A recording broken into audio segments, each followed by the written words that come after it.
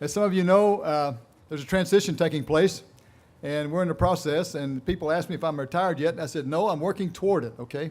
I'm working toward it, and one of these days we'll make that transition. I just want you to know that I get asked this question a lot. What are your great, most important moments, and what are your most important things that you can identify over the last 21 years? It's easy for me to say that, and that is the people. Honestly, it's the people. It's the people that make a difference. You know, you can have lots of different types of organizational structures and different things going on, but if you don't have the right people in the right place, then it's not going to happen. And when you do, anything can happen.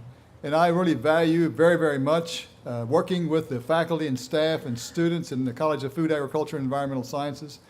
I really appreciate that very, very much. And then also this university leadership, which I'll have an opportunity to introduce those folks here in just a minute. That's so important.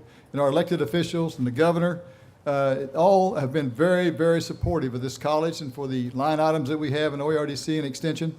And to all the stakeholders, all of you here, my gosh, friends of the college, friends of Ohio State University, how can we ask for any more support? I just want you to know I thank you very, very much for that. Also today, as Steve mentioned, we will be celebrating the 50th year of the Farm Science Review, but also the 150th year of the Morrill Act. Now, the Morrill Act was what established the act that was put into law back in 1862 by President Lincoln that established the land-grant universities, of which Ohio State is one of those land-grant universities.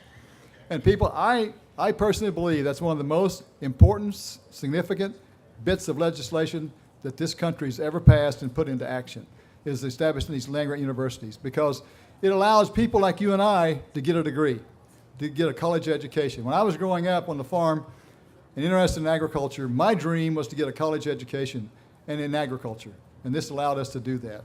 And that is what makes this very, very special this year to have that. And you know what was going on in 1862 in terms of this country? There was a civil war going on, but yet they had the foresight to establish this educational system that's been an envy of the world.